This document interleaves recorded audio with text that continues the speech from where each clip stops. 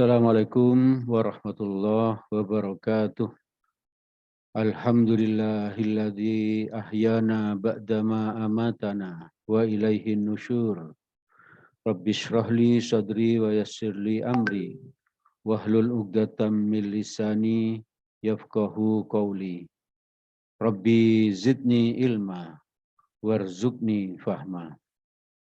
Ibu bapak, saudara-saudara yang dirahmati oleh Allah, mari kita senantiasa terus bersyukur kepada Allah karena Allah telah memberikan nikmat-Nya yang sangat banyak kepada kita. Nikmat sehat, nikmat waktu luang, dan nikmat terbesar yang diberikan Allah kepada kita, yaitu nikmat Islam dan iman. Semoga Allah menolong kita agar kita menjadi hamba-Nya yang istiqomah taat kepada-Nya, istiqomah bersyukur, istiqomah beragama Islam, hingga kelak kita dicabut nyawa. Semoga dalam keadaan husnul khotimah. Amin. Jemaah yang dirahmati oleh Allah, kembali kita bertemu di ASJ Channel untuk membahas amalan sekitar subuh. Kali ini kita akan membahas bagian yang ketiga.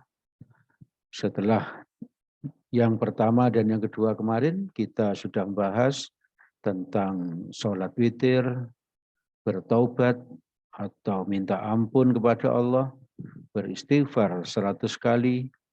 Yang ketiga, berdoa. Yang keempat, sholat sunnah 2 rakaat sebelum subuh. Dan yang kelima, ke masjid bagi yang laki-laki. Pada kesempatan kali ini kita akan membahas bagian yang kelima ini secara lebih mendalam. Ya. Ibu bapak, saudara-saudara yang dirahmati oleh Allah, dalam perjalanan ke masjid, dari rumah menuju masjid, lalu ke rumah lagi, banyak amal soleh yang dicontohkan Nabi, yang banyak diantaranya bisa diamalkan di waktu yang lain. Ini maksudnya di samping diamalkan di waktu sekitar subuh, juga bisa diamalkan di waktu-waktu yang lain. Beberapa amalan sekitar sholat subuh itu, sekitar kita pergi ke masjid. Yang pertama, memberi salam kepada istri dan anak perempuan. Mengapa kepada istri dan kepada anak perempuan? Karena anak yang laki kita bawa ke masjid, ya. Kita suruh ke masjid. Ya. Di Al-Quran surat An-Nur, surat ke-24, ayat 61, Allah berfirman, A'udzu billahi minasyaitonir rajim. Bismillahirrahmanirrahim. Fa idza dakhaltum buyutam fasallimu ala anfusikum tahiyatan min indillahi mubarakatan thayyibah. Kadzalika yubayyinullahu lakumul ayati la'allakum ta'qilun. Maka apabila kamu memasuki suatu rumah, ini juga bisa ketika keluar dari rumah, hendaklah kamu memberi salam kepada penghuninya, yang berarti memberi salam kepada dirimu sendiri. Karena ucapan salam itu mendoakan orang yang kita beri salam, lalu orang yang kita beri salam itu wajib menjawab salam kita, mendoakan kita. Berarti artinya kalau kita memberi salam kepada seseorang dan orang itu membalas salam kita, itu berarti kita memberi salam itu sama dengan kita memberi salam kepada diri sendiri. Salam yang ditetapkan dari sisi Allah, yang diberi berkat lebih baik. Pahalanya memberi salam itu, hadis riwayat Abu Daud, Tirmizi, dan Ahmad dari Imran bin Husain. Imran ini sahabat Nabi bercerita, ada seorang laki-laki datang kepada Nabi Muhammad SAW. Laki-laki itu mengucapkan, Assalamualaikum. Nabi Muhammad SAW menjawabnya, maksudnya menjawab salam itu. Waalaikumsalam. Dan orang itu kemudian duduk. Nabi Muhammad SAW menegaskan dia mendapat 10 pahala. Jadi kalau kita datang ke suatu majelis lalu kita mengucapkan Assalamualaikum, maka kita mendapatkan 10 pahala. Di samping apa? Kita mendapatkan doa dari semua orang yang ada di majelis itu. Lalu datang orang lain dan mengucapkan Assalamualaikum warahmatullahi. Jadi ini salamnya lebih lengkap. Selanjutnya Nabi Muhammad SAW menjawab salam tadi itu maksudnya beliau lalu bersabda 20 pahala baginya. Jadi kalau salam kita lebih lengkap yaitu Assalamualaikum warahmatullahi, maka kita mendapatkan 20 pahala. Tak lama ada yang datang lagi dan mengucapkan Assalamualaikum warahmatullahi wabarakatuh. Nabi Muhammad SAW menjawab salam itu dan bersabda, dia mendapat 30 pahala. Jadi semakin lengkap yang kita sampaikan salam kita itu, kalau paling lengkap itu seperti ini, Assalamualaikum warahmatullahi wabarakatuh. Maka semakin banyak pahala yang kita terima. Ibu bapak, saudara-saudara yang dirahmati oleh Allah, amalan berikutnya ketika kita yang laki-laki hendak pergi ke masjid itu berdoa keluar rumah. Doa keluar rumah itu diajarkan Nabi di dalam hadis riwayat Abu Daud nomor 5095, Tirmizi nomor 3426. Nabi mengajarkan doanya kepada kita kalau ingin keluar ke rumah, kalau akan keluar rumah, Bismillahirrahmanirrahim. Allah wala haula wala quwwata illa billah. Dengan menyebut nama Allah, aku menyerahkan diriku kepada Allah dan tidak ada daya dan kekuatan selain dengan Allah saja. Atau tidak ada daya dan kekuatan kecuali jika ditolong oleh Allah. Jadi kita berangkat dari rumah itu, keluar dari rumah itu dalam kondisi memasrahkan diri kita kepada Allah. Biarkan Allah yang menjaga kita di jalan atau di mana saja. Dari apa? Dari kejahatan manusia, kejahatan syaitan, dan dari mara bahaya. Kita serahkan sepenuhnya diri kita kepada Allah. Dan doa ini bisa kita lakukan setiap kita akan keluar dari rumah. Mau pergi bekerja atau kemana saja. Ibu bapak, saudara-saudara yang dirahmati oleh Allah, kemudian yang bisa kita lakukan adalah doa masuk masjid. Di dalam Nabi mengajarkan kepada kita untuk berdoa masuk masjid itu dalam hadis riwayat Abu Daud, Nasai, dan Ibnu Majah. Doanya adalah Allahumma ftahli abwaaba rahmatik. Ya Allah, bukalah untukku pintu-pintu rahmatmu. Ini tidak hanya di waktu subuh saja. Setiap kita masuk masjid, bahkan masuk musola, kita berdoa seperti ini. Allahumma ftahli abwaaba rahmatik. Ya Allah, bukalah untukku pintu-pintu rahmatmu. Bayangkan kalau kita ke masjid itu minimal 1 kali, subuh saja, atau 2 kali, subuh dan isya. Maka berarti kita akan berdoa 2 kali seperti ini. Atau maghrib, isya, subuh. Bahkan kalau bisa 5 kali ke masjid, bagi yang laki-laki. Ibu bapak, saudara-saudara yang dirahmati oleh Allah, yang berikutnya yang bisa kita lakukan ketika kita pergi ke masjid itu, yaitu berdoa antara azan dan istiqomah. Jadi kalau muadzin selesai azan dan belum iqomah, kita dianjurkan oleh Nabi untuk berdoa. Ya. Kenapa begitu? Karena di dalam hadis riwayat Ahmad dari Anas bin Malik radhiyallahu an, Rasulullah sallallahu alaihi wasallam bersabda, "Inna du'a la yuraddu bainal adhani wal iqamati fad'u. Sesungguhnya doa yang tidak tertolak, berarti doa yang pasti diterima, adalah doa antara azan dan iqamah. Maka berdoalah di saat itu.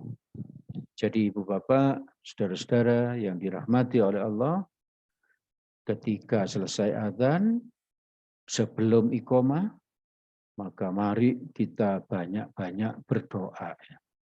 Berdoa untuk keperluan diri sendiri, berdoa untuk jamaah. Misalnya di masjid kita berdoa, ya Allah, semoga Engkau memberikan keselamatan, kesehatan, dan rezeki kepada keluarga kami dan kepada seluruh jamaah yang hadir pada saat ini. Misalnya seperti itu. Atau berdoa yang lain lagi, yang baik-baik. Ibu Bapak, saudara-saudara yang dirahmati oleh Allah, lalu kita melakukan sholat tahiyatul masjid, ya, sholat tahiyatul masjid sebelum duduk, ya, sebelum duduk di masjid. Bahkan kalau kita datangnya ke masjid itu dalam waktu yang mepet, tidak sempat sholat tahiyatul masjid, maka kita disunahkan untuk tetap berdiri sampai sholat fardu dilaksanakan. Jadi kalau kita datangnya mepet dan kita tidak melakukan sholat tahiyatul masjid, maka kita jangan duduk, ya, tetap berdiri sampai dilakukan sholat fardu. Hadis riwayat Bukhari nomor 537 dan Muslim nomor 714 dari Abu Qatadah radhiyallahu an, Rasulullah sallallahu alaihi wasallam bersabda, "Idza dakhala ahadukumul masjidah falyarka rakaataini qabla ayyajlisa." Jika kalian masuk masjid, maka hendaklah dia sholat 2 rakaat sebelum duduk. Sebelum duduk. Berarti sholat tahiyatul masjid ini kita lakukan setiap kali kita masuk masjid. Tidak mesti di hari Jumat. Tidak mesti di hari Jumat. Mau sholat maghrib misalnya di masjid, sebelum duduk kita sholat tahiyatul masjid. Ibu bapak, saudara-saudara yang dirahmati oleh Allah, amalan berikutnya tentu saja amalan yang utama, yaitu sholat subuh berjamaah. Hadis riwayat Muslim dari Utsman bin Affan radhiyallahu an, Rasulullah sallallahu alaihi wasallam bersabda, barang siapa yang melakukan sholat isya berjamaah, maka dia sama seperti manusia yang melakukan sholat setengah malam. Barang siapa yang melakukan sholat subuh berjamaah, maka dia sama seperti manusia yang melakukan sholat malam sepanjang waktu malam itu. Ibu bapak, saudara-saudara yang dirahmati oleh Allah, betapa banyak pahalanya orang yang sholat berjamaah, bersolat subuh berjamaah di masjid. Yaitu pahalanya sama dengan sholat sepanjang malam. Sholat sepanjang malam.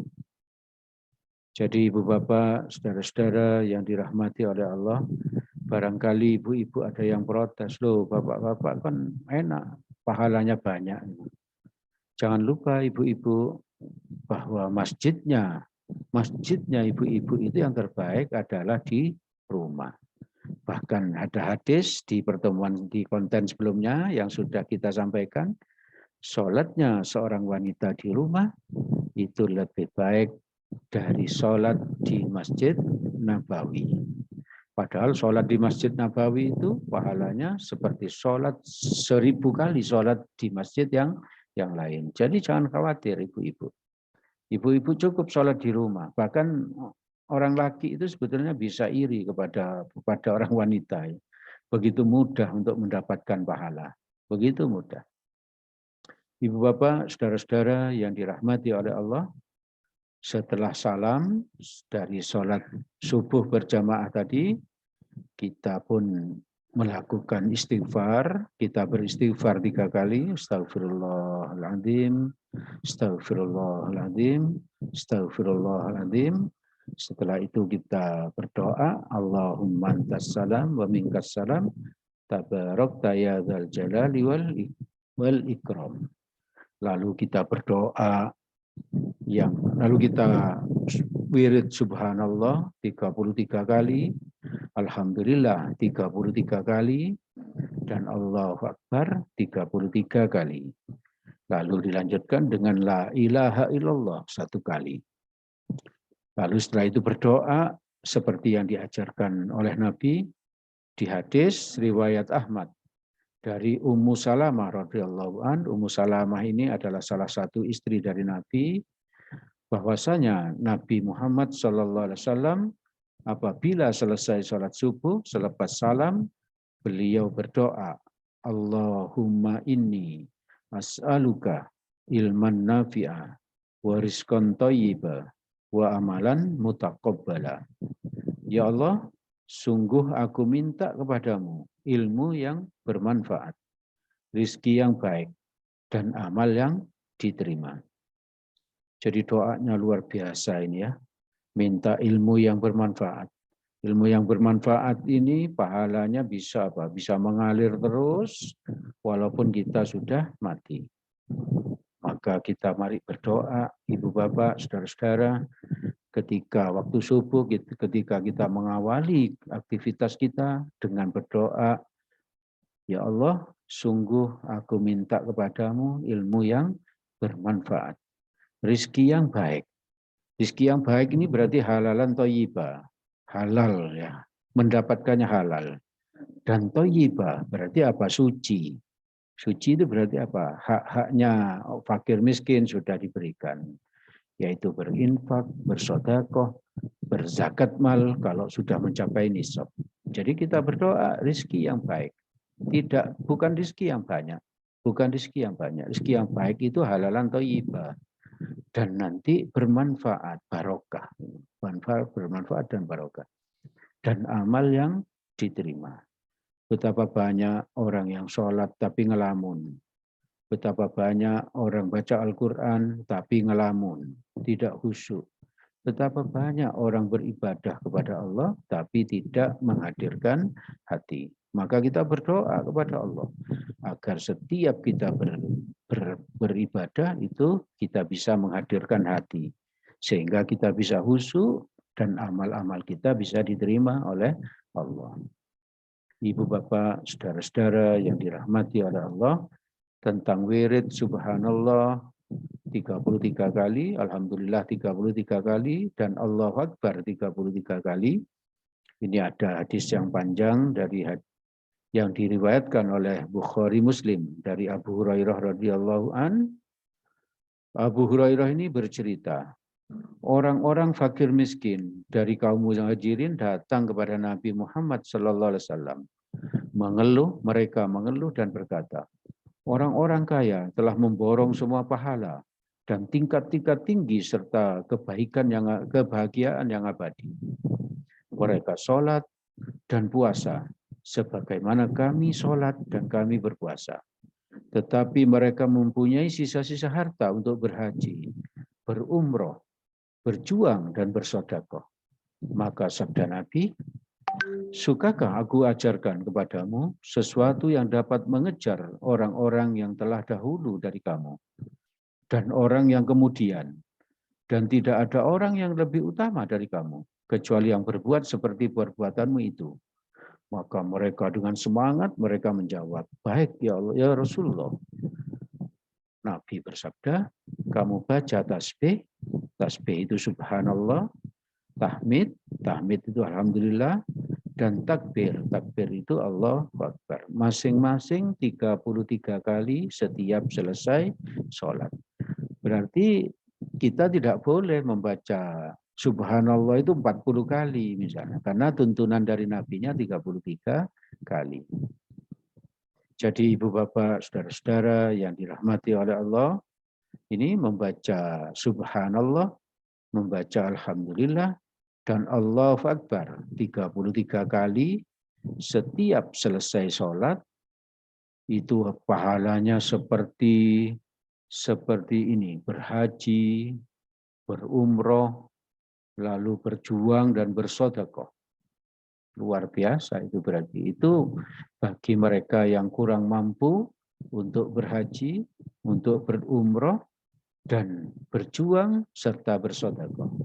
Maka cukup melakukan ini, pahalanya seperti ini sudah. Seperti ini. Tapi orang yang kaya ini akan mendapatkan keuntungan di samping kalau mereka itu juga sholat, juga berpuasa, lalu berzakat, lalu melaksanakan hak-haknya, yaitu berinfak, bersedekah, dan lain sebagainya, berkorban, lalu dia juga berhaji dan berumroh, dan juga mau bertasbih subhanallah, alhamdulillah, Allahu Akbar, masing-masing 33 kali. Itu sudah merupakan takdir dari Allah.